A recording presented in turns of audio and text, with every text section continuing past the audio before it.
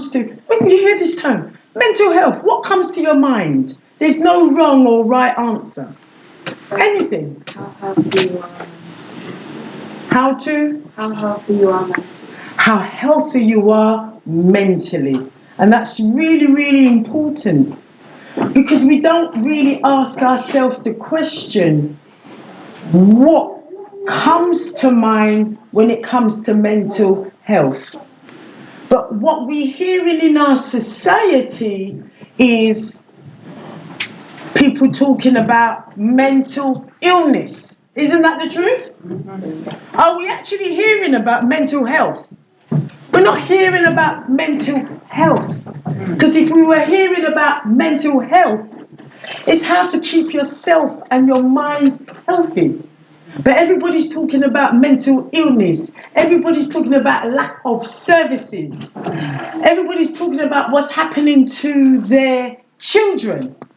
Yeah? What's happening to them in their workplaces. So what I'd like us to do is just begin to have a space to think about what is mental health. We're not going to focus on mental illness. I just really want to welcome you and thank you for coming. And I am going to keep it interactive. I'm not very good at keeping still.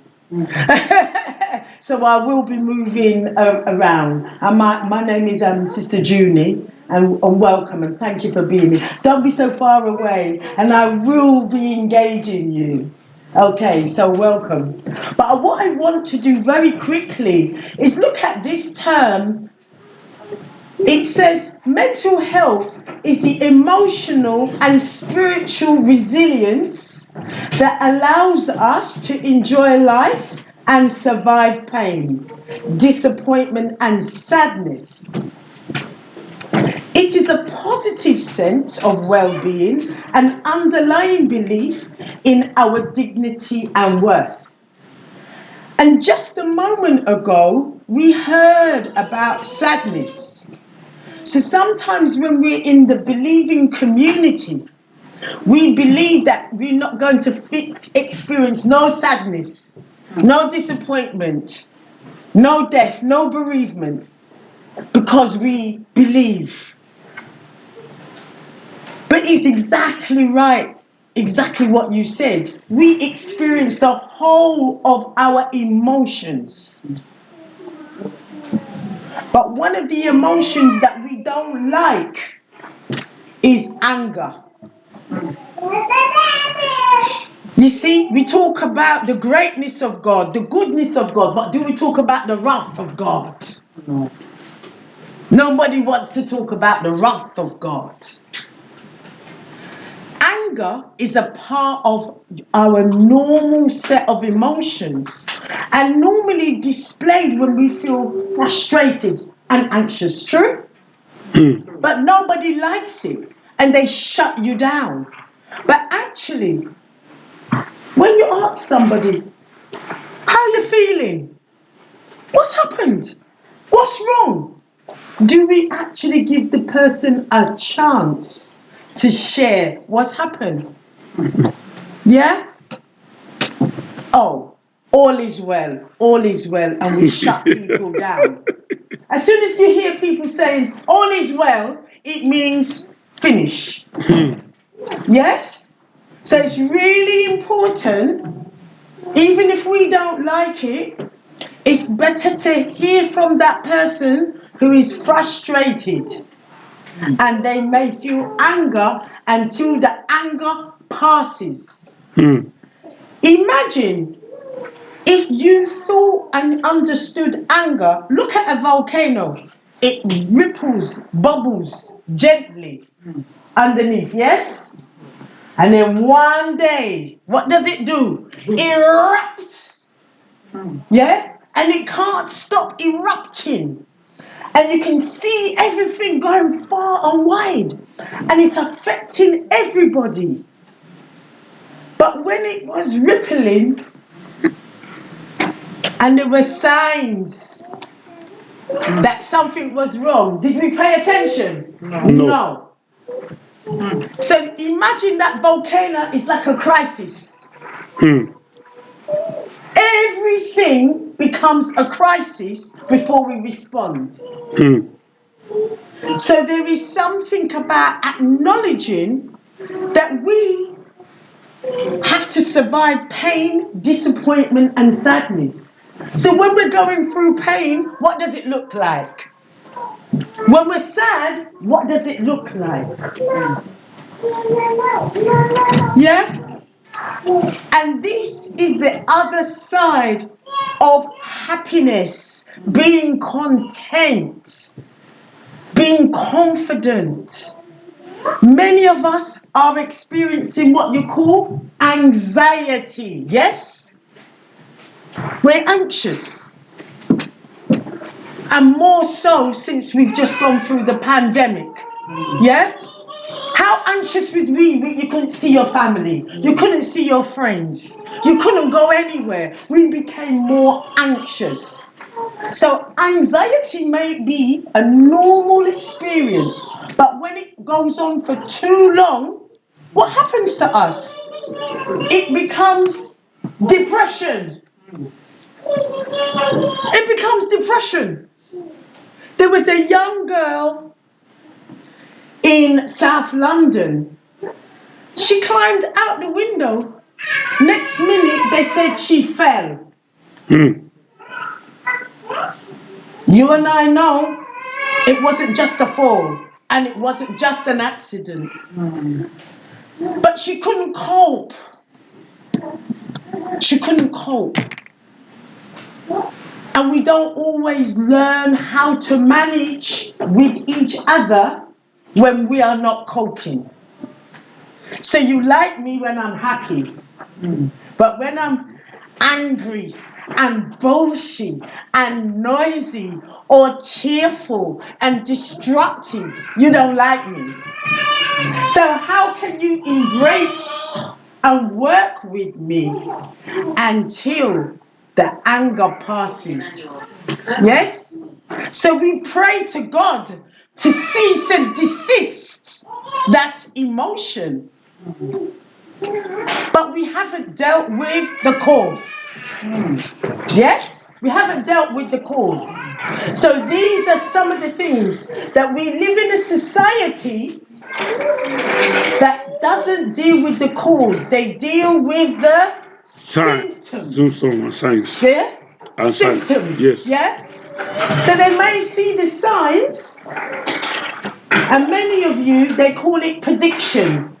So if there's certain things they test for a prediction to know what might happen. Just as you go for a health check, they ask you lots of questions to know what's your risk of getting diabetes. Do you know they have tests for your risk for you to develop poor mental health? Did you know that? Yes. So imagine, you develop tests for risk, but what have we developed to help prevent the mental health from worsening? That's my challenge to you. Think about it. Everybody wants to focus on illness and in a crisis. In a crisis, what can we do? Hasn't it happened already? How many of you right now have witnessed somebody you know who's passed away? Somebody who's been murdered? Somebody who's gone through suicide? A sudden death that you was not experiencing? All of us. All of us. But who deals with the fallout of bereavement and loss? Do you know that's the biggest thing causing a lot of hidden poor mental health and people not speaking? Everybody looking at me so serious. Am I talking the truth? Yes. Bereavement is very rarely spoken about. And the reason why I bring it in here when we talk about what is mental health is because mental health is not just talking about mental illness. It's talking about your whole health, isn't it? Yes. But nobody talks about your whole health. So that's why Front Room Therapy wants to talk to you, all of you, It's not just about a part of you. So I am going to move on to get us to think about the World Health Organization says mental health is actually a state of complete physical, mental, and social well-being, and not merely the absence of disease. But have we understood that you can have an infection that can cause you to get a mental health problem? Have we understood that? So in war, men in the trenches, yes, they can get fever. They can get fever. Older people may have a urinary tract infection. Yeah? They can start having what? Delusions. Yeah? False beliefs. Even hallucinations. Yeah?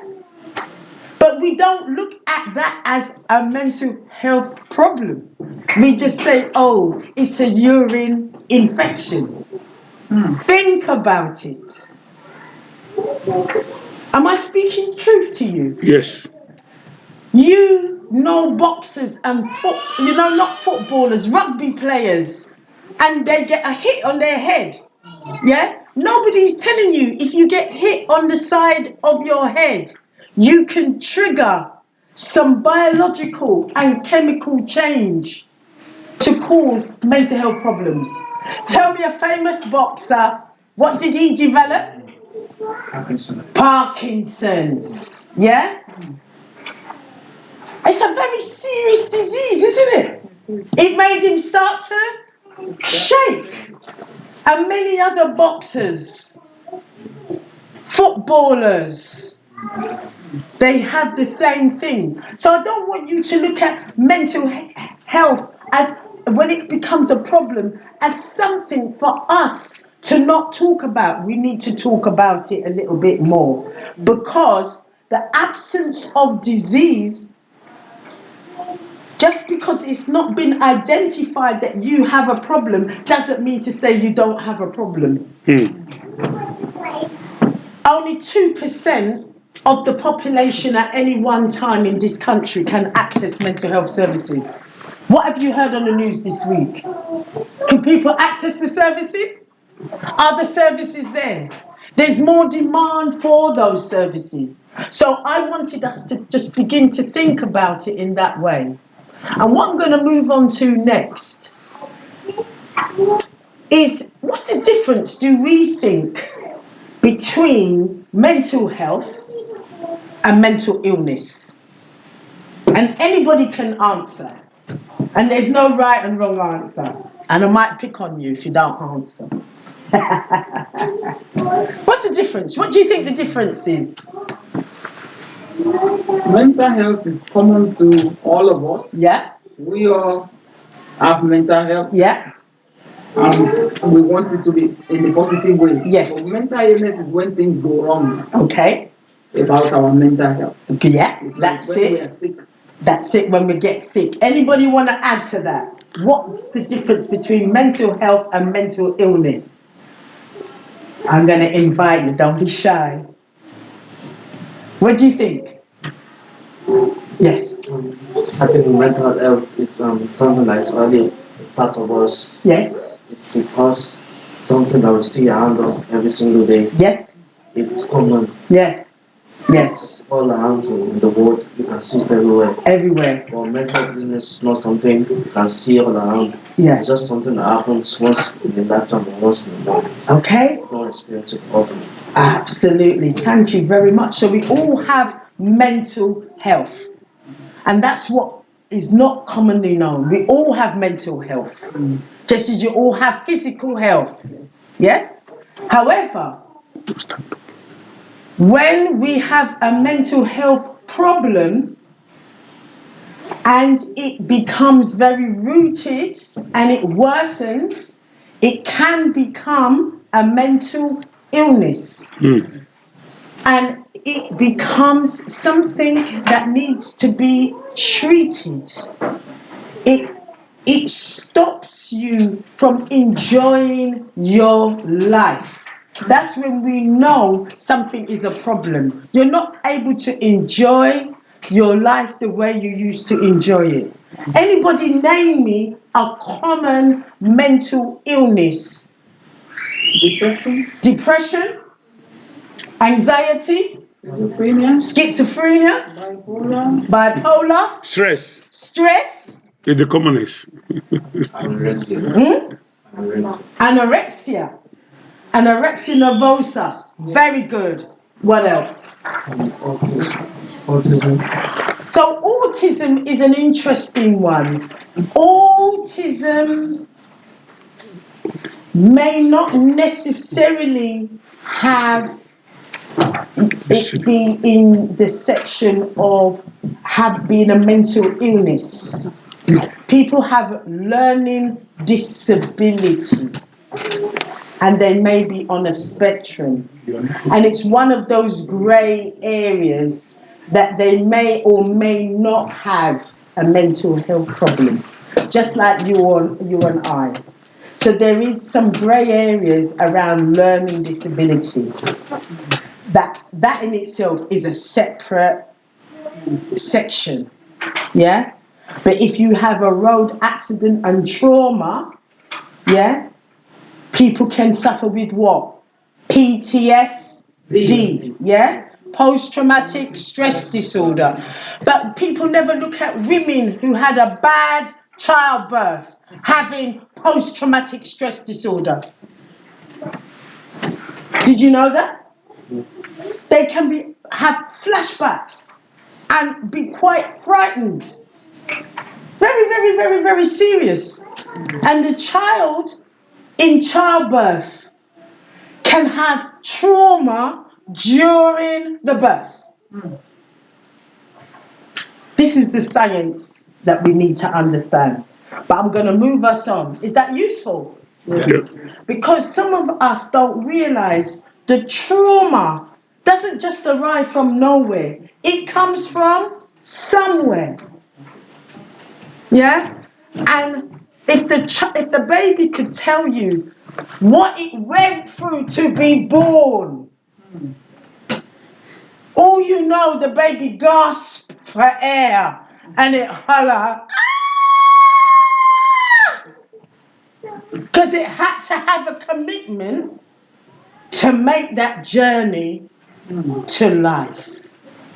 Very serious. And so that is why we need to understand what women go through during what they call their maternal health. We are losing the knowledge from the birth to the grave. And we need to better care of our women and our girls to understand the journey. Because that is the predictor of our health right now. So everybody wants to learn about schizophrenia, all of these things. How many women are having poor mental health in pregnancy and post-pregnancy? Nobody's not talking about it. But it is big. And it's our women, our wives, our sisters, the mothers of our children in the school. And so these are some of the things that we're not talking about, but I'm bringing them right here today. The reason why is because that's a growing number. Is that okay with everybody? Yeah. So take really good care. Young men, when you are blessed to be around your sisters and your mothers, and when you come into relationships, take good, precious care of our women, okay? Protect those babies that they can come to life. So we looked at that difference. But as I move on now, I just want to quickly deal with this issue of psychosis. And psychosis is an umbrella term they use to talk about common mental illnesses like schizophrenia, bipolar disorder, clinical depression, mania.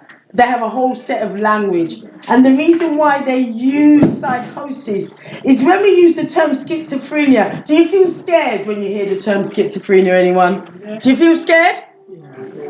Yeah? And we feel scared when they use the term schizophrenia.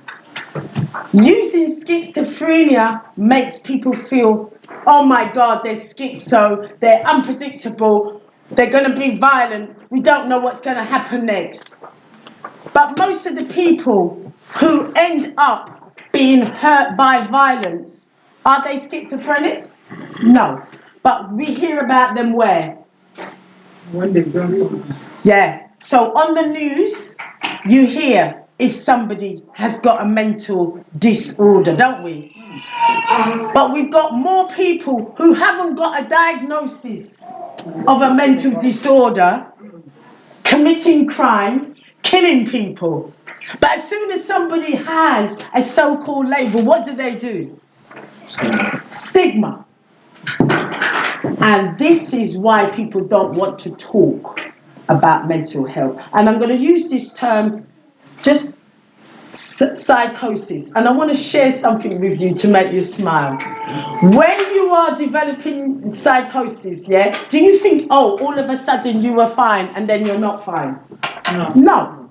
1 minute you felt tension. Then you were feeling suspicious. Then you had depression. Then you might have anxiety, irritability, anger, mood swings, sleep disturbance, appetite changes, or memory problems. Yeah? They said this is concerning signs. Do most of us go through those things? Yes. Because you said stress is the most common. However, when it gets to early warning signs, guess what they say starts to happen? Emerging unusual beliefs. That person's belief, how they start to think, changes. Their perceptions that things have changed starts to change. And believe that their thoughts are speeded up or slowed down. And they might even lose energy or motivation to do the things they enjoy. Next thing you know, they start to display hallucinations. Hallucinations, young people, your 5 senses. People start seeing things, hearing things, smelling things, tasting things, feeling things that somebody else can't see. They're having that smell. You know that when somebody passes and that person had a certain smell and it comes to them, only that person can smell that thing. It doesn't mean to say it's not real for them, but it's not real to you. Okay? Hallucinations is very important. And then we look at delusions, that's false beliefs. And thought disorder. Thought disorder, they describe it like knights moving a chess. That conversation is not coherent. Very, very, very common. But I just wanted to raise that. And it takes 18 months to develop something like psychosis. It doesn't just happen and the person deteriorates. Why am I talking about psychosis? Because when it comes to spirit possession, demonic possession, many of the time we end up spiritualizing some of the experiences we're going through. Isn't that the truth? Yeah. If we have a headache, it's a spirit. Yeah. If we get a stroke, it's a spiritual attack. Yeah. If we have high blood pressure, Enemy. it's an enemy. Okay? If you have car accident, Enemy. if your boiler break down, Oh, enemy. do you see, we spiritualize everything. Yeah? And so we need to get to the point. If I'm fasting and I'm praying for a feeling to go, and that feeling isn't going. So I give you an example. In the morning, I have this lady and she says to me, she has this horrible feeling every morning and she can't stand it and she just wants it to go. She wants it to leave her. She's prayed, she's fasted, and when it gets bad, she can't leave her home. She can't get out of her bed. At what point is she going to get some help for that? So there's spiritual problems, yes, and there are medical problems that our bodies can produce because of what? What are the damaging factors that we experience every day? You were speaking about some of them. What are many people going through now? War, hunger, thirst, uncertainty. Our young people, no housing. They have missing education from the COVID, yes? How are they going to get decent jobs? Many young people staying in their parents' house, they're 30, 40 years old. They're not getting independence, yes? Cost of living crisis. How can you be going to work all week, but you still need to go to the food bank? Because most of your money is going to where? To pay your rent and your bills.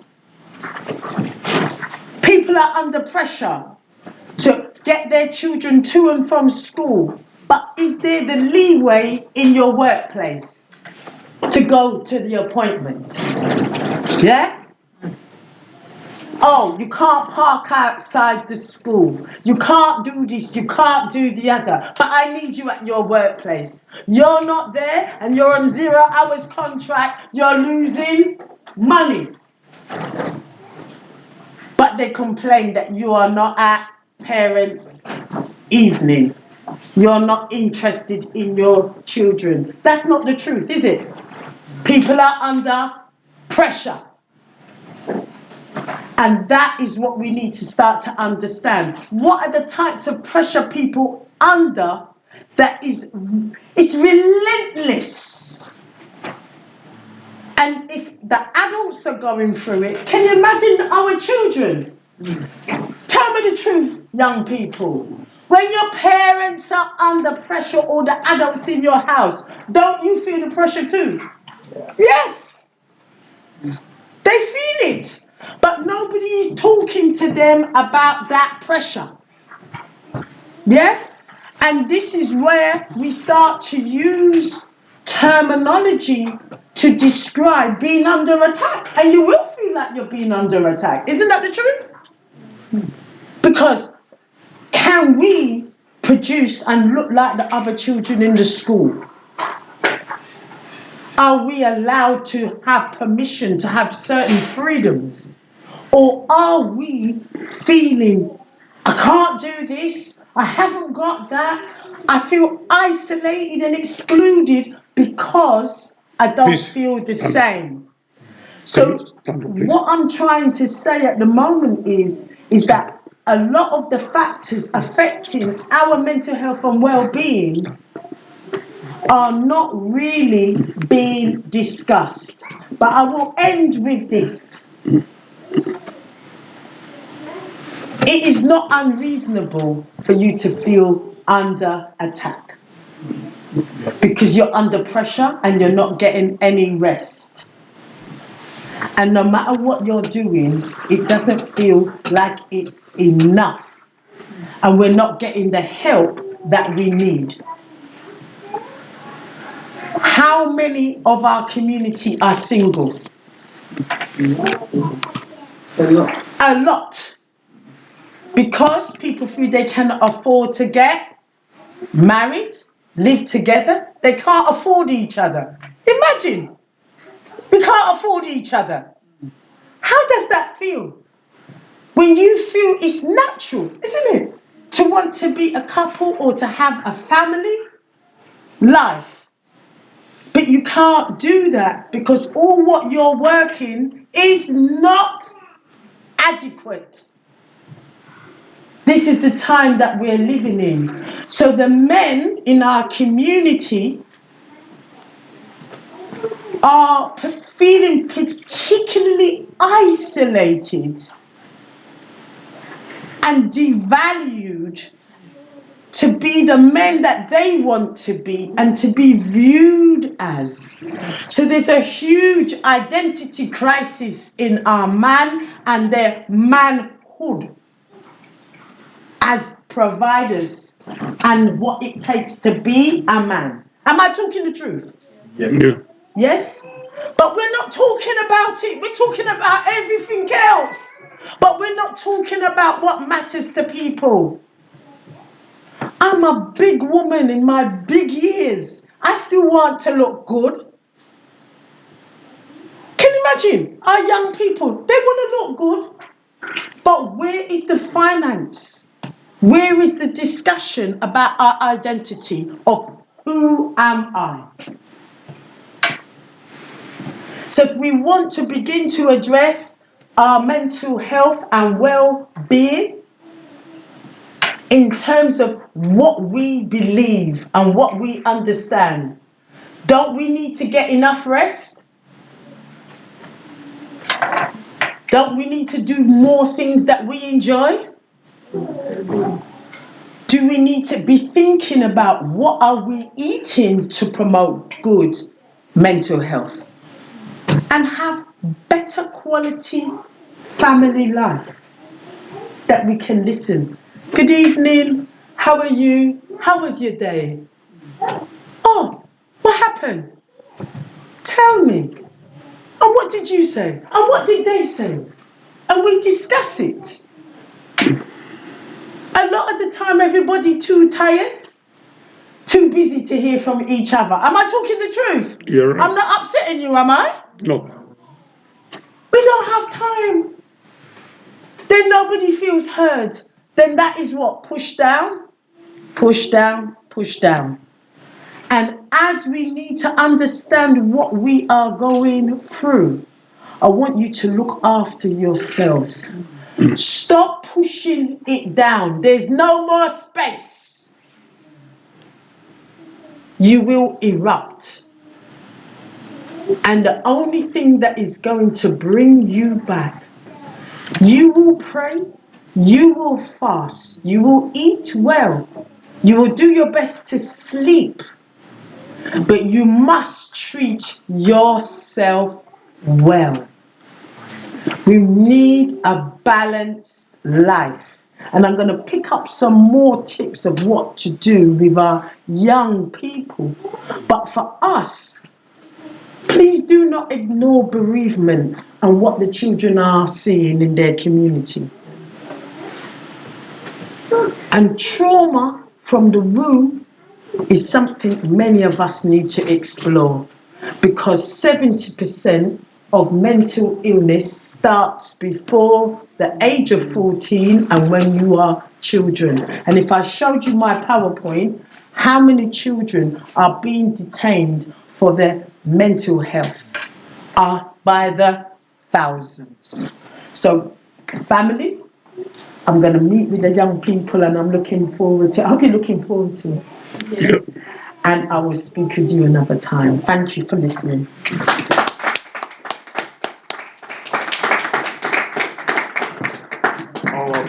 Thank you, my sister, for speaking to us on what matters. I pray the Lord God Almighty will continue to help you in Jesus' name, and the Lord will also help us in Jesus' name. If any of us have questions, we should write down our question. There will be a time for question and answer. So our brother is here, Brother Joseph Awuni. I've known him for many years, and he's been a blessing to many people in this country. He's also been a blessing to me personally. Okay, and he's also into mental health program. I don't want to say more. He will be able to tell us more about himself when he comes forward. When he comes forward. But there's something I want to say about him. He's always ready to help everybody. And from the blessing I got from him when I first came to this country many years ago. Okay, when I first came to this country many years ago, through him I got the place where I had my adaptation for free. I got through him, and I still till today I still remember him. And I remember when I came to this country, he accommodated me. Maybe he has forgotten now. He accommodated me for 2 weeks, and after 2 weeks, he helped me to get my own accommodation. That time I was thinking like a Nigerian man. Praise the Lord. That time I was thinking like a Nigerian man, like many of us, we also think here. That if somebody accommodates you for a week or 2 weeks or 3 weeks, and that person gets you accommodation, that you'll be thinking that that person is bad. So after 2 weeks, praise the Lord. After 2 weeks, he got me accommodation. Is it in Combrook? Yeah. Maybe Combrook? Yeah. Old Brook. He got me accommodation very close to the center, and he took me to a place where I got my everything. So today, since we've been together, it's always a blessing, and I'm very happy to introduce my brother, and I want him to come forward to come and lead us on the next session. God bless you, sir.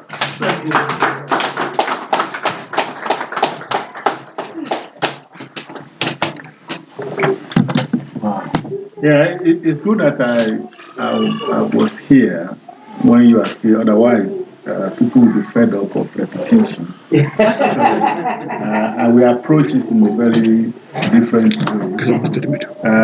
But it's good that we are doing this because it appears as if everything is against us. But I will respond to that as yes and no, because there are a lot of things that we also supposed to do, and in terms of mental illness or mental health, physical illness. I want us to approach our life. Let's pretend for 2 seconds that we are like a car. You know, the car I drive have different compartments. The tires is there, the brake is there, the fluid, engine oil. It's a lot of things that is in that car. And there is a man, I know his last name is Smith. He wrote a book during the COVID. He called it Well-Being. And it's like a 52 days something that you can, and he tried to look into it. But when you remember, even in our Bible, where Jesus was talking to his disciples, although he spoke to his disciples about the spiritual gift that we are from one body. So that is why I use the analogy that look at yourself as a car. And there are 3 things that resonate with every human being, but that out of those 3 things, you don't need to convince them, they will agree with 2. The third one is what is controversial, and is still controversial till today. Who didn't believe among those of us here that I have a body? If you don't believe that Joseph has a body, just raise up your hand. So everybody believes, because you can see my hand, you can see my leg, you can see my head, you can see my mouth, you can see my nose. And if you are here and you don't believe that I'm alive, raise up your hand. Why? Because I can talk to you and you believe that I'm breathing, because you can see probably my chest is up and down, up and down. But the third one that people struggle with is my mind, or what other people can call my soul. We forget about it because, or we argue about it. But that is not for today. People think that, I can see the body, yes, it's alive because it has professed its spirit, because it's waking up, it's going to work, it's driving, it's going to everything that human beings does. But the third one that is still remains a mystery for a lot of people is our mind. The psychologists, they address our mind, and I love them. Please don't misunderstand what I'm saying. I really love them, but we have our own area of disagreement. So that serves like an icebreaker. So as Pastor Matthew was saying, I'm a nurse by training, and I moved into mental health, and I do most of my life as a psychiatric nurse. That some people call it like the Americans, the Canadians, the Australians, but in UK they call them mental health nurses. And I'm into what we call forensic mental health, which means apart from majority of the people having mental illness, they are also criminals. They have committed one offense or the other. We say that they are one way or the other go against the law, because we don't want to say it the way it is. So, and I've been doing this all my life, to be honest with you. The other thing is, you see, everybody has got different aspects of their life, so that is my work life. So in terms of the social, spiritual life, yes, I love going to church and everything like that. But I will say that my own Christianity probably is with a difference, because I don't accept foolishness with my belief, because Jesus didn't tell me to be foolish. What he said to me was that I need to be sharp like a serpent and be peaceful like a dove. So I balance both, and that probably confused people a little bit. But because of the time, because I was saying to Pastor that I send something, because where I want us to start is what I call questionnaire, but probably I have to omit that and just go into a different thing for now. And yeah, you want to We can answer it if you want. Okay, that's fine. We can answer it if you want us to answer. You can ask us. Okay. So what we are trying to look into this afternoon and split to the second one, I know they put 30 minutes break in between, which is fine. So I will stop in the middle and then we'll come back. Is the impact of mental illness on our family and on the church. You see, it has a lot of impact. Our sister has done justice to, what the definition is, what is schizophrenia, what is anxiety, what is neurosis, and all the rest, which is fantastic because you need to understand that. So what we are going to examine in the next few minutes is to look into how impactful is this. And I love one woman. Her name is Rosalynn Carter. Do you know Jimmy Carter? Have you heard about him, even if you are not born when he was ruling? He's a former American president, and his wife said this, I think around 1977 or thereabout, and I love it, and it's very relevant to what we're doing. He said people with mental problems, they are our neighbors. Are they not our neighbors? Yeah. They are members of our congregation. Yes. Members of our families. They are everywhere in this country called United Kingdom. Then he said in the United States. Remember, it's an American. So I have to apply it to us here to make sense. If we ignore their cries for help, my sister was saying that, when childbirth, growing, you witness something in the school, nobody is thinking about that. And the church, we are letting people down. We are letting this generation, we are letting them down. That is why I think about 14, 15 years ago, I have to change my bearing, but hopefully we have time to go into that. So if we ignore their crisis for help, we will be continue to participate in the anguish from which those cries of help come. You see, majority of us, we have demonized people that have mental health problems. But they are not demons. They are our cousins, they are our brother, they are our wife, they are our...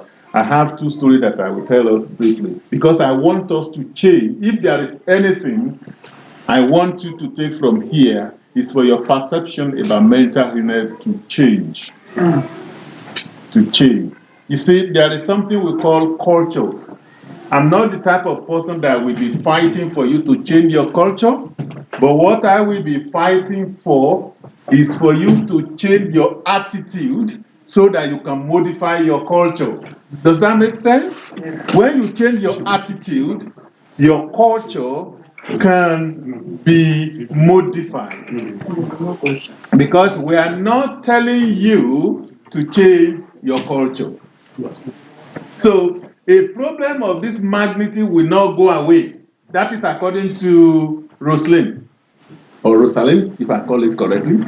So, a problem of this magnitude will not go away because it will not go away because of our spiritual commitments. We are compelled to act. But how many people are acting? When you see people, as my sister said, I will be referring to you throughout. Because I don't want to repeat what you have said, otherwise it won't make sense. However, what this woman is saying to you and I is that the people that are suffering from mental ill health, they are our cousin, our brother, our neighbor, our classmates. They are within our community. Our wife, our husband. Yes, our I've said that. So let me tell you this story quickly. I have a cousin. This cousin was, because it's no more now, but I will. It's a pathetic story, but it's something that all of us can learn from it. We went to the same secondary school together. And then he went in Africa, in Nigeria in particular, we do what we call A-levels during that time. Here they do it also, I think. And he did that, and then he started his career by doing what we call account technician scheme, ATS. And he did that, he qualified, struggled, and he really did very, very well. So he chartered. And he works for the government as an accountant. And then, just listen to this, and then he settled, got married, and everything. Where I'm going is this. I think UK is about 6,000 plus miles to Nigeria. I know it's more than 6,000 miles. Now, when this man called me, no good morning, no how are you, how is your wife, how is your children? Oh, uncle, this place is very hard.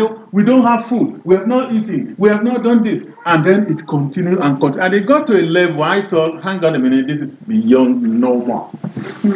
It's not normal. But people that are surrounding him, his wife, his children, one of his children will be qualified as a pharmacist, I think, this September. So they are not young people. But where I'm going is this. And this cousin of mine is also a good Christian and a church leader. Actually, because he was very active, he was appointed to lead one of the branch of his church in Nigeria. So technically, he's a pastor for a certain group of people. But they don't see that way. Then it got to a level. The senior pastor now withdrew him because he's not functioning well. He's bad. He's not a good person again. He's not in the Lord again. He's not on fire for God and everything like that. So he was withdrew from leading that church to their main headquarters. That is the grievous error they have made. But this is the person that 6,000 miles away, I was able to know that. Actually, I have to encourage him to resign as an accountant because they will send him away. They will think he's lazy. He's coming to work late. The people around here are not novice. I call them educated illiterate. They have a PhD. But as far as I'm concerned, they are illiterate. Whereas the woman that is selling pepper beside the road, to me, she is educated. I want you to see the difference between all this. So when we are talking about all this mental illness, I've said to you that it is the, and I think my sister also mentioned it, is the sickness of your mind. You know, this brain, the neuroscientists, they have been working very hard even before I was born, and they still continue to work to understand how our brain works. So from today on, I want to beg you, if you are not discriminating somebody with hypertension, somebody with diabetes, why are you discriminating about somebody that is depressed or that is having anxiety or neurotic disorder? Why are we discriminating against them? Not every sickness we should spiritualize, because that is not true. We have our function. She has done justice to this topic we are discussing today in terms of giving you that background, giving you insight to see what that thing really is. So let's quickly move on because I'm conscious of our time.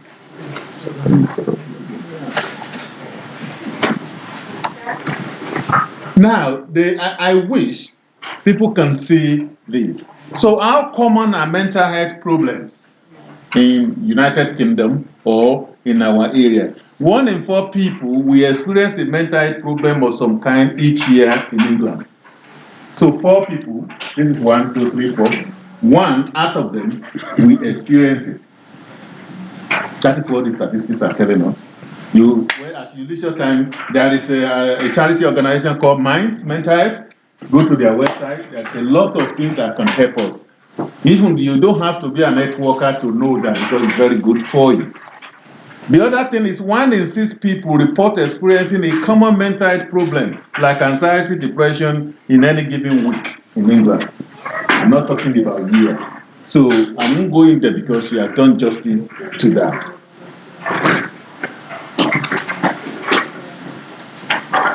Are you getting what I'm saying at all? Yes. Please, if you are not, I will repeat myself as many times as you want.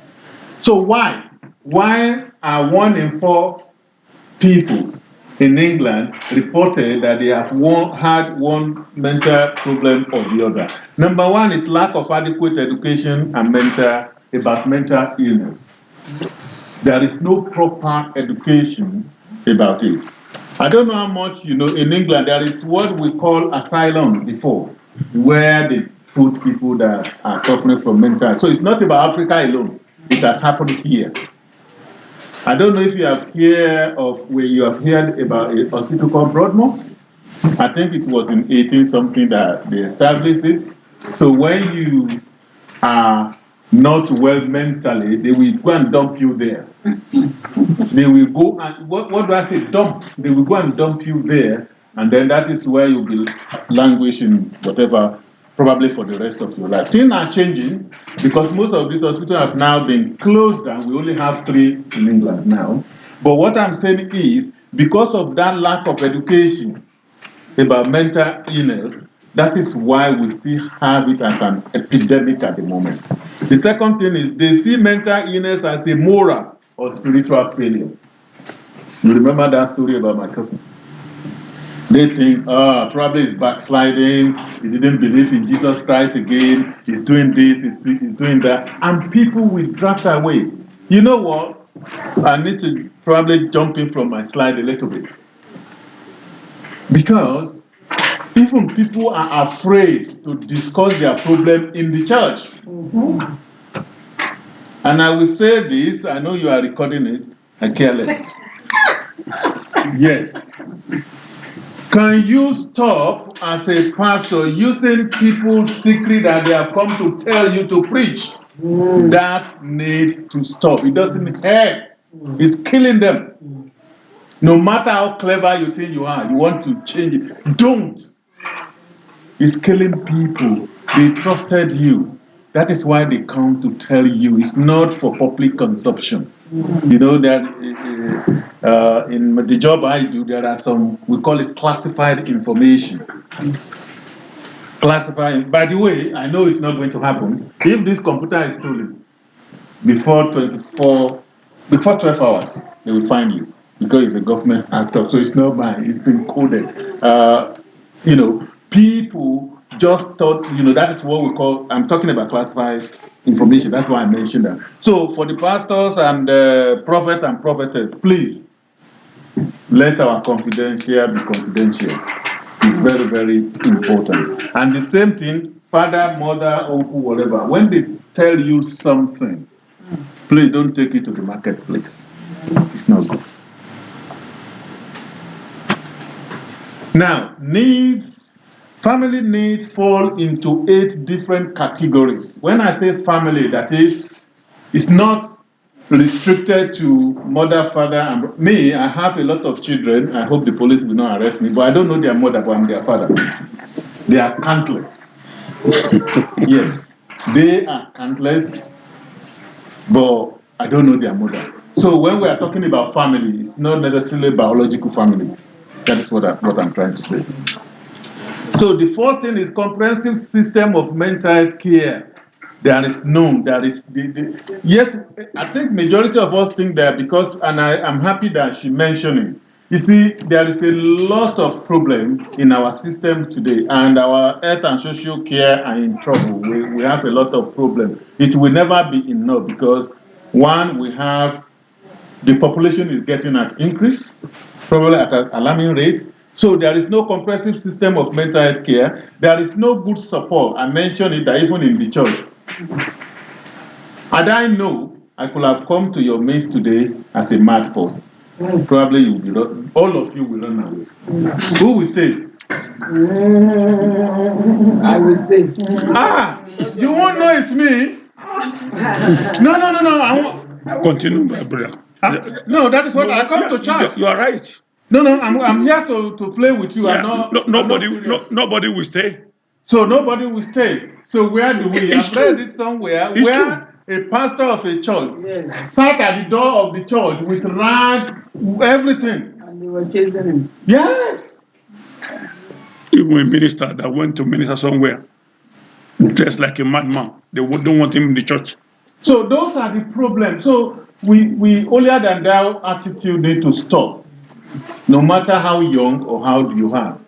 The other thing is there is no enough information for people. These days, when we admit people into the hospital, we give them leaflet information about their mental health, who to call, who to contact, whatever. But still, it's not enough. The fifth one is involvement in the treatment, rehabilitation, and recovery process. The job I do today is to make sure people that are in the hospital get the quality of care they are being paid to over there. And I said this, especially if you are from the African background, that if I'm doing this job I'm doing here in Africa, I think my life will be at risk. Because anytime I step into anywhere, they think I'm looking for fault, but I'm not looking for fault.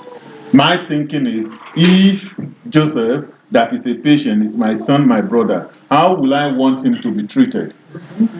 It's very, very important. But remember, even the church, the way we are treating ourselves is even worse. And that is a big problem.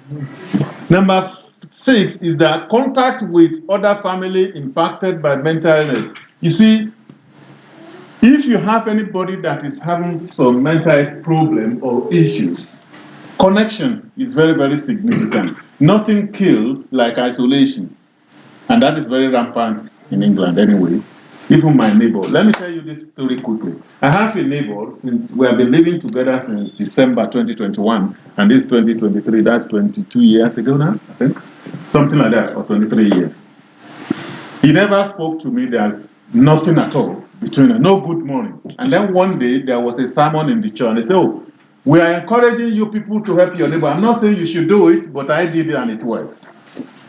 You know, you need to help your neighbor, you need to do this, you need to do that. So when I got home, I put 20 pounds in an envelope. And I see the envelope and I put it that God wants me to bless you with this. And this man, I don't know the number of CCTV camera in his house. So I didn't go during the daytime. When it was dark, I quickly go and slot it in his letterbox. And he knew that it's me because he's a retiree, so doesn't have much to do with time. So he will be looking at me because his house is behind my house, but we park at the back. So he knows. So one day he just came and knocked at the back of my car and said, did you recognize this envelope? And I said, yes, it's from me. He said, why me? I said, because God wants me to give it to you. And if you don't want it, give it to me. He gave it to me. I collected my 20, but I've achieved what I want to achieve. Remember, he never spoke to me. Wow. He never.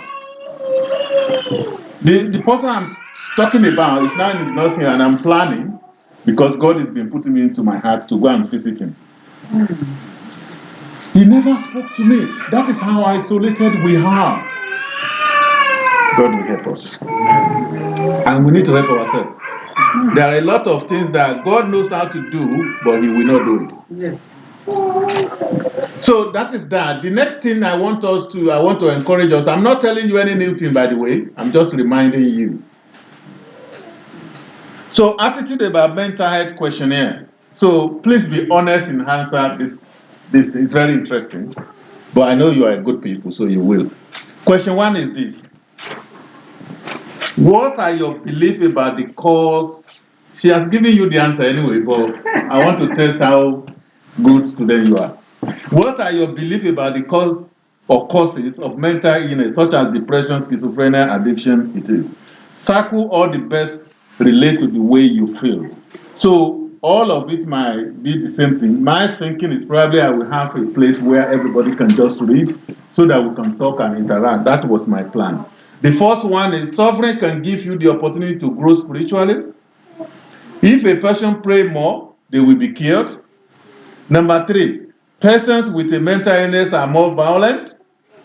Number 4, God never abandons those who suffer. Number 5, persons with mental illness in their families need the support of their faith community. Number 6, suicide is a sin and shows a lack of faith in God. Okay, the last one, person with mental illness could just snap out of it, but they are too lazy. They don't want to get up in the morning. So what do you think? What are your beliefs? So do you believe, let me do it this way now, do you believe that suffering can give you the opportunity to grow spiritually? Who want to answer? It's a discussion. I'm not here to preach to you. I'm here to rub mind with you. No. Why? Suffering as in when you suffer. I said this.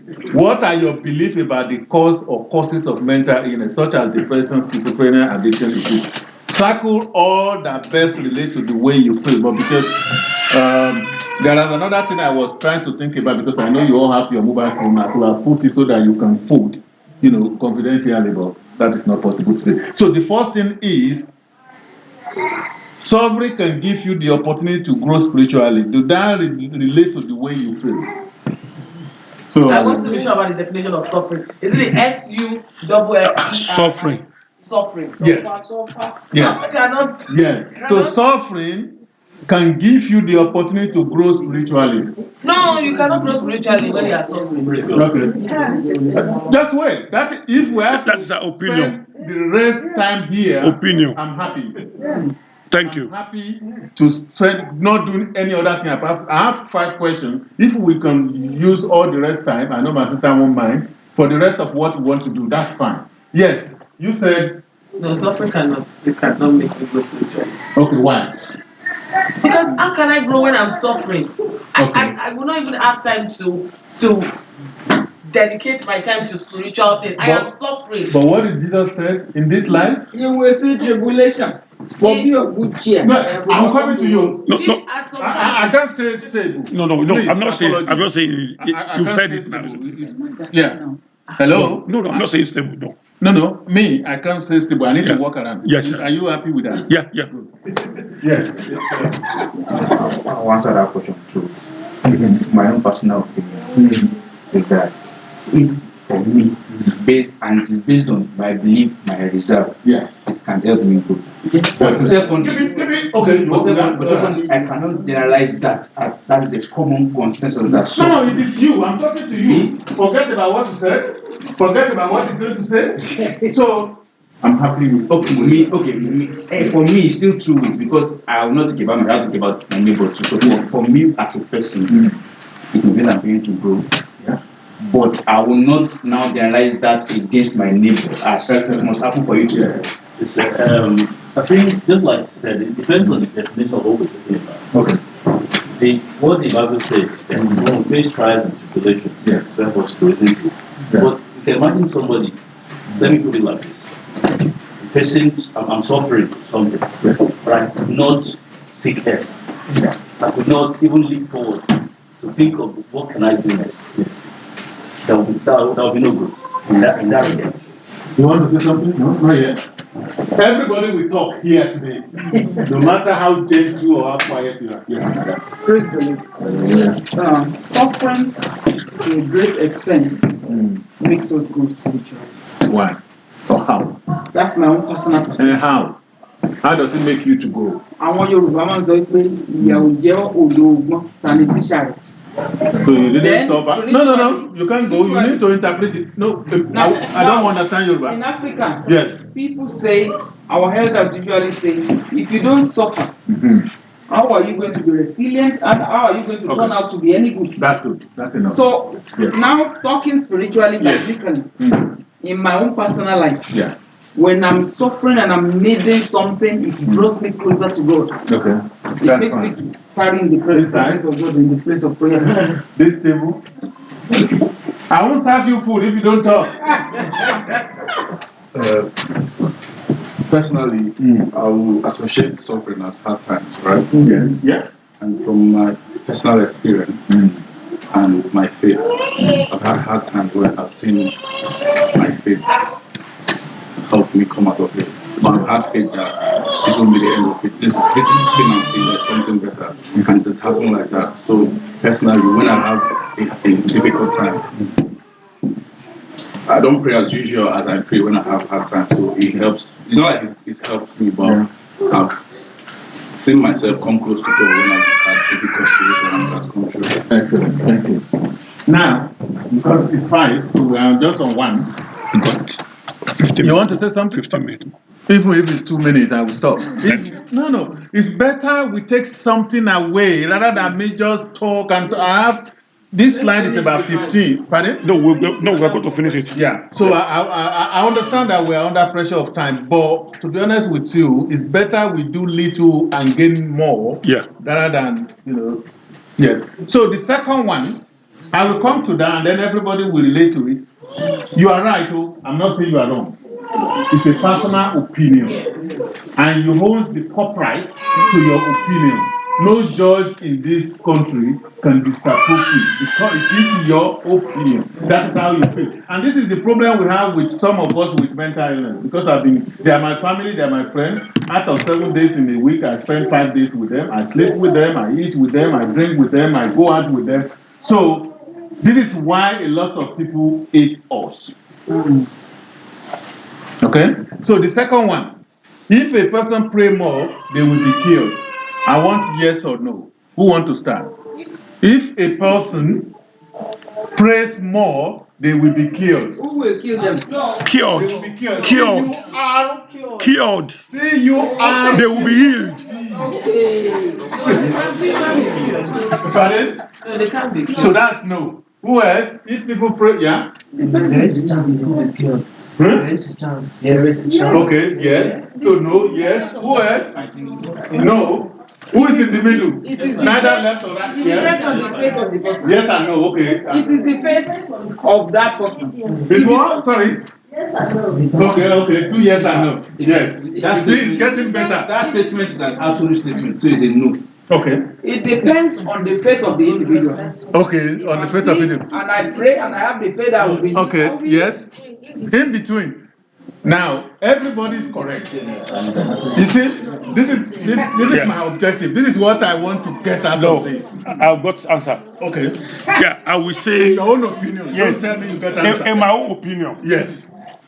I will say no. Okay. Because if somebody need help and they think that what they need only is prayer, then they don't seek for support. That sometimes you don't need prayer, you just need support. Okay. And that support will help you. A lot of time we wait on prayer and do nothing. Thank you very much. Excuse me, sir. Yeah. I just want to say that these questions, Yeah. just as you said to us that it depends on personal opinion. As I'm standing here now, if I write 6, where you are standing, you think it's a 9. That's Yes. my answer. Okay. Thank you. Now, you know what I've got from all the discussion? I don't think anybody listened to what I've read. I don't think so. I don't. Pardon? What you read is an absolute statement, so Yeah. it's not true. Probably you listen a little bit more than every other person. Because what I said is that if a person prays more, nobody, all your answer doesn't address that. It's a relative statement. Yes. Now, just listen. There is a professor who went to the class and he didn't tell the student that they are going to do exam. And he gave them a white paper like this. Are you able to see? Yeah. Yeah. Okay. Who want to start? What did you see? Hello? It depends on where you're starting. No narrative. What did you see? The blue ink. Pardon? The blue ink. Yeah. Okay. Who else? I can see some square and some circles. Okay, because it's not really a blank paper. Forget about what you are seeing there. Okay. Focus on this. Just a dot. Who else? Who else? You see, you all failed. So you don't see all this white, and that is what we see. Only what you people see is Joseph is mentally sick, and that is it. No. I said, what did you see? So you don't see all this white. You only focus on this. This is our problem. I'm sorry, I'm shouting, but I'm just. This is what I do for a living. Nobody see all these. Stand up. But you are able to see this. Why?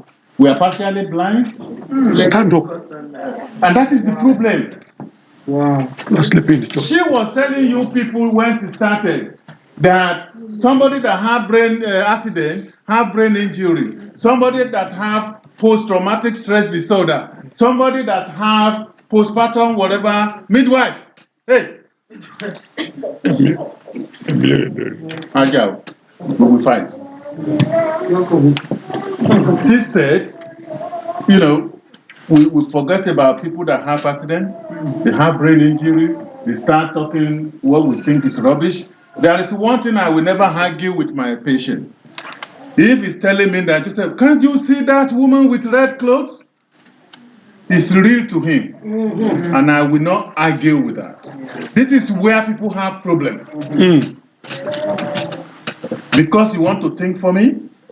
You want to take control of my life? It shouldn't be that way. We need to listen. Listen. I listened to Jumat preaching on Friday. Yes. I listened to when the so-called madman, I don't call them madman because it's like if I have headache, you have anxiety, we all have sickness. That is the truth. So therefore, when people look, they just look. We forget about that. Let me tell you one thing: majority not always right. No, it has happened even scientifically, statistically. Majority don't always right. Because I go out around. This is meditonism, and I put a questionnaire to people, and everybody say, "Hey is the answer." That doesn't mean that hey is the answer. As a Christian, we need to open our eyes. I said something, you have a PhD, that doesn't mean that you are not illiterate. I have a lot of educated illiterates as a friend. They are professors, they are PhD holders. To me, they are illiterate. How many minutes? I have 2 seconds left. You see, I'm loving this. I told you yesterday, your pack is too much for a day. Don't worry, we'll get That's a lesson for you. It's Next too time. much. It's too much. It's better we laugh, and I know that people will remember a little bit of what I'm saying and what she has said. Because we are not in a lecture room, this is not whatever, and I'm not telling you anything new. I come here to remind us. Okay? So we will go further a little bit now. Sorry, this thing keep on going off. Yeah. Because I'm talking too much. Now, the next one is persons with a mental illness are more violent. Yes or no? Not necessarily. Any other opinion? Sometimes. Sometimes. Good. Yes? Sometimes. Okay. All of you are right. However, not in all cases. You know, she told you that we have so different types of mental illness. If I'm depressed, Withdraw. so how do I be violent? The next one, because I need to jump now. God never abandoned those who suffer. Yes or no? Yes. I know you will get that one right because you are well educated. The next one, we're nearly there. A person with mental illness in their families need the support of their faith community. Yes or no? Yes. Absolutely. Remember, God is writing everything we are saying. In the day of judgment, if you see somebody that have mental health issue and you are throwing stone, but you are telling me now that person with mental illness is... Why are you laughing now? I'm telling the truth, isn't it? Okay. So person with mental illness in their family need the support with false answers. Second to the last one is suicide is a sin and shows a lack of faith in God. Yes. No. Hey! Pastor Matthew, I'm done. I'm going. No. I'm going. I will come back next time. My sister, do you hear that? I heard it. We will address it before we leave today. Suicide is a sin and shows a lack of faith in God. And you say yes. Yes? Suicide is a sin. Yeah? And shows a lack of faith in God. I think it's a separate topic by itself. Because we've always been made to believe. Yeah. Don't believe. But they're saying she's saying it's actually in the Bible. Yeah? Because you did not make a life. So No, where Okay. in the Bible? No, suicide is not a sin. Yeah. But what we need to look at is what the person that is experiencing pressure, where are they coming from? Because we need to see. Because before somebody decides to kill themselves, they've gone out of what is normal. And somebody that is not normal, that individual needs support, doesn't need criticism. So when we say suicide is a sin, we also that surround people that are about to commit suicide, that are not doing anything about it to bring them back, we are also sinners. Yeah, 1 second. I want to say it this way. Suicide is the only offense that if you don't succeed at it, you will be punished by the state. Yes. I agree with you. Now, that means to the state, it is an offense. Yeah. Now, God will not support an offense to the state because He has to respect the position of the state. Yes. So it is a sin. Okay. Because it is a violation of the written code of the state. Now, secondly, I want to tell you, not make a life. You cannot take one. Okay. Well, in the premise of mental health, when the mens rea, sorry, that is semantics. When that is lost, a person not in the right state of mind, you cannot now prosecute them with the normal law. You have to take them to maybe rehab or do some other things around it. Yeah. So that's how I answer. Okay. Yes, sister. Now, all I was going to say is that suicide used to be a criminal offense, so they used the term committed. They no longer use the term committed. Yeah. They abolished that law. Yeah. Why is it done? You need to listen to it. Continue. It's fine. And what happened is now they have to bring in and amend the act. Yes. Yeah. So you still do not have a right to take somebody else's life. So they're doing all this assisted by suicide, death by suicide. However, it's no longer an offense. Before, if you took your own life and you survived, they did punish you. Yeah. But it's no longer the case. It is not a criminal offense. So you say death by suicide. Yeah. We no longer use the term committed. Okay. The law has changed. Okay. And you couldn't get buried in the church grounds as well if you had completed or die by suicide. So there's lots of things around this term suicide and why so many of us are taking their lives.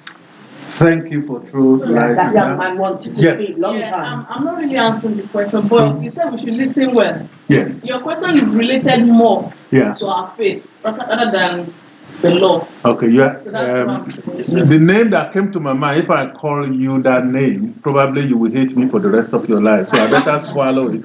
Thank you for that. That's what I'm about to say, especially with the young people that are still writing exams. Please read the exam question properly, no matter how simple, before you answer. That statement says suicide is a sin and shows a lack of faith in God. So when you look at shows and lack, that is where I want us to debate. And that is what generated all this. So thank you very much. And this young man been waiting to speak. Oh, sorry. At times this slide blindfold me to what is going on. That's why I'm trying to move. Yeah. I'll read that complex question because I don't want us to match. No, don't switch off. I'm not saying it's not good, but I don't want us to match, a physical interpretation with spiritual interpretation. Yes. Jesus Christ did not come to condemn the law. He has come to uphold it. Excellent. To uphold it, the right order. Yes. Now, talking about suicide, I mean, in the command level, we think about it as we shouldn't segregate children. For somebody to think of committing suicide, something has broken up. She mentioned that psychosis doesn't just take from year to year, it takes expand. Yes. So now, which means that for someone to get to that level, something has been happening. Not just that moment. Yes. So for us to say that suicide is a sin, we need to consider so many things, not just to abruptly say that suicide is a sin because of lack of. Okay.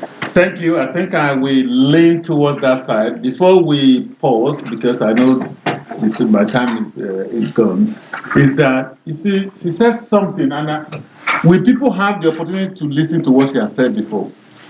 Yes, we recorded. Everything is recorded. People can go and listen. I will beg you people to go back and just unpick what she has just said in the morning. As I've said, there is no point in repeating what he has said. So that is the second one. The last one is persons with mental illness could just snap out of it, but they are too lazy.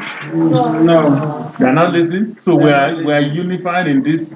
Excellent. So out of 1, 2, 3, 4, 5, 6, out of 7 alternatives, I think it's only 2 that there is no disagreement, and it's a good thing. It is a good thing to disagree to agree or agree to disagree. To be honest, it's a very healthy thing to have in your place of work, in your family, even in your marriage. If you are telling me you've married for 48 hours and everything is yes and yes, I will be worried. And if you have married for donkey years and everything is yes and yes, I will be worried. Because, probably because of what I do, I try to look at what if. If I have the time this afternoon, we will talk about what if. What if? Is that right? Can I now stop? If anybody have a question. Okay. So with question 1, remember we have 5 questionnaires, so you only treated 1 for almost how many hours now? Any problem about that question 1? What are your beliefs about the cause of mental illness, such as depression, whatever? As we have analyzed it, do you have any question, or you want me to explain something a little bit better? Yeah. Man first before ladies. Before I used to say ladies first, but this time. Yeah, I want us to probably you can address it like the context of faith. Yeah. That when we say mental health problem, because I know that when I was growing up, I was meant to believe that it's one of the consequences of we not doing the right thing with the world. Yeah. So maybe you can address that. Okay. Yeah. Okay. I will put it in my left hand so that I won't use it to eat. Okay. My question, my question is similar to that. Okay. We were made to believe while growing up that demons can put mental illness on you. Some family members or whatever, anybody can put it on you, even if it's not in your lineage or something like that. I want you to talk about that. Okay. So we will talk about it because I think there are some of the slides that we address so that we don't really repeat, but I will try in terms of demon. And then, yeah. In support of what I just said, I was brought up in an environment where I was told that men don't cry. It's an abomination, it's a lie. They said men don't cry. So which means we are superhuman beings. Huh? Yes, If you have never cried, you better learn how to cry. It's very healthy to cry. You see, I don't go to people and tell them, why do I have to tell you not to cry? Any other question? No? We will You do want us question to go to later. the second? No, we'll go to the question later after we finish. We have time for question. Okay. So what do you want me to do now? Yeah, you can answer the last question and we then stop there. Now, when we are talking about demons, I think in one of my slides, you know the something from the man from Gadara or something like that. I think Matthew 8, 24 to 38 or 36. Now, the way I will look at it is this, and my sister said something. You see, science and Bible, they are not in opposition, but they comprehend each other. Now, and I said something before that you can modify your attitude. You can change your attitudes to modify your culture. There is a lot of things in our culture. By the way, there is evil forces, there is evil power because it's here. It's in the Word of God. I'm not going to stand here and just be saying pretend. That is pretend to say that it's not. But what I want to say in a nutshell is that majority of the things we attach to demon are not.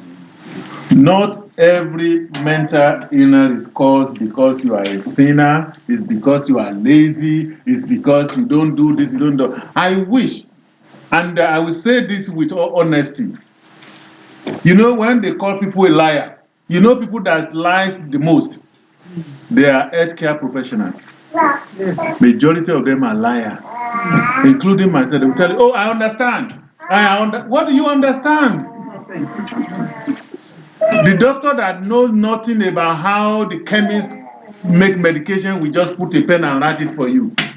And then the pharmacist that only learn how the drug interact, we dish it out. And then the nurse on the wall that don't even know what they put together, we administer the medication to you. They are all liars. It's the people that put it in together. I have tablets in my car. It's the people that put it together. It's the same thing. When we are saying, you see, not all mental illness are caused by demons. We can't go into details, but hopefully that will satisfy your quench for the next something. You want to say something? I can read mine, you know that. No. We talked about spiritualizing everything. That is and it can help or hinder. Yes. What happens is that we stick at spiritualizing everything. Yeah. Then we're not able to seek help. Yes. When what we're doing is not working, then we end up in negligence. Then we end up in abuse. Yes. Then we unintentionally harm people with very fixed beliefs. And some of our beliefs are so entrenched in our way of being, our family, that if we step outside of that belief, we are destroyed ourselves. So it's a big topic on its own.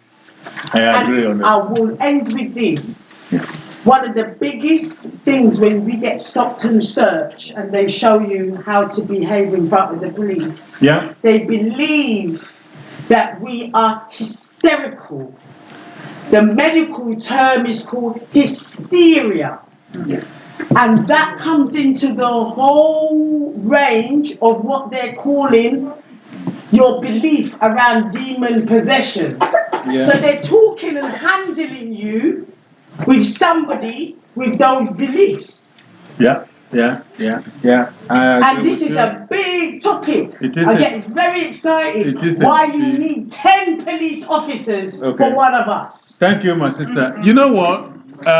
For people that have interest, there is a public inquiry report that was published in 1999. And what I took from there is big, black, and dangerous. Absolutely. You'll Google it and read it. Yeah. Big, black, and dangerous. And when they see me on the road, that's how they see me, because I'm big, I'm black, and I'm dangerous. Yeah. And we're hysterical. Yeah. And we will nickname it is there. 1999, this is 2024.